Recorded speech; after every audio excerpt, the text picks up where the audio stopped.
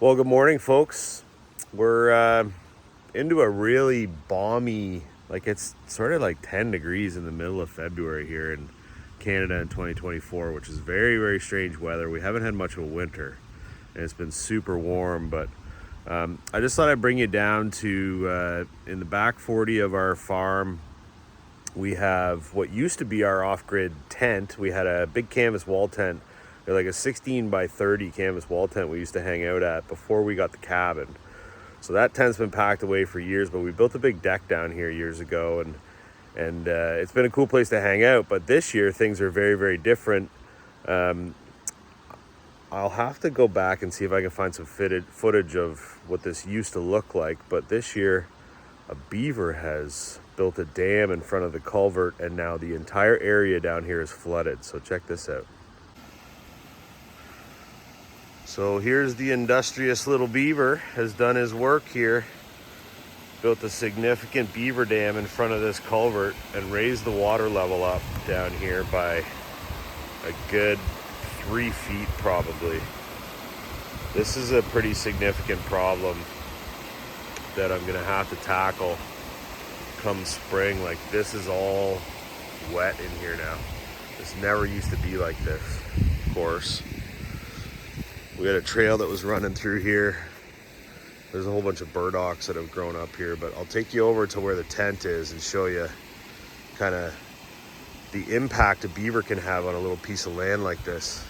This is just a creek that runs in amongst a bunch of agricultural area. And right now, it's turning into a pond on us. So a lot of trees down too. He's an industrious little bugger, and I don't know if it's one or two or a family or whatever, but this is a problem that we need to solve. So much friggin', like, the amount of work that he's put into building this, you got to give him credit.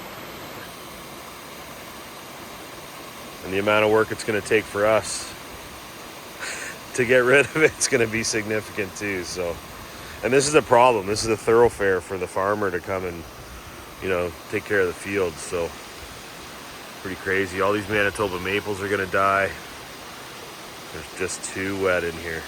Hang on. So here's another vantage point from on top of the ridge, just around from where we were. That creek was about 4 feet wide 6 months ago. And now he's flooded out this whole area. Well, here we are over on the other side. I know it's probably hard to tell from video, but you can see some lighter colored areas within that. That's where the water used to flow. But this is now significantly more water.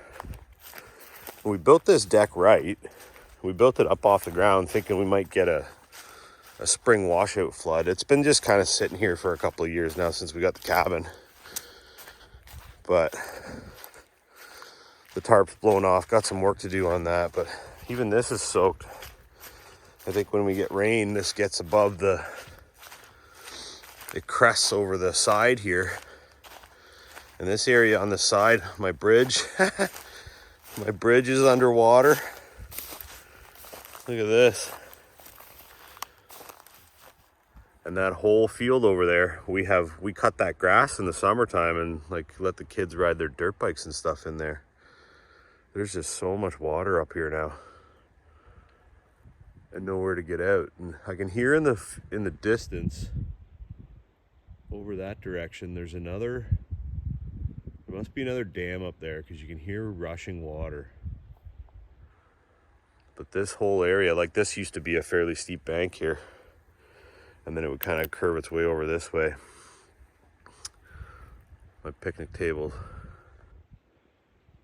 is now in a pond. So certainly interesting what nature does. Can't blame the little guy. He's just trying to be a beaver. But we'll put an end to that. I got a buddy who's a trapper who can come over here and help us out. But man, oh man, do they ever cause damage fast. Like, it was literally, oh, there's the other beaver dam there. I can see it from where I am. Hang on here. Yep, there it is. Look at this. right off yonder. So he's got 2 layers in here.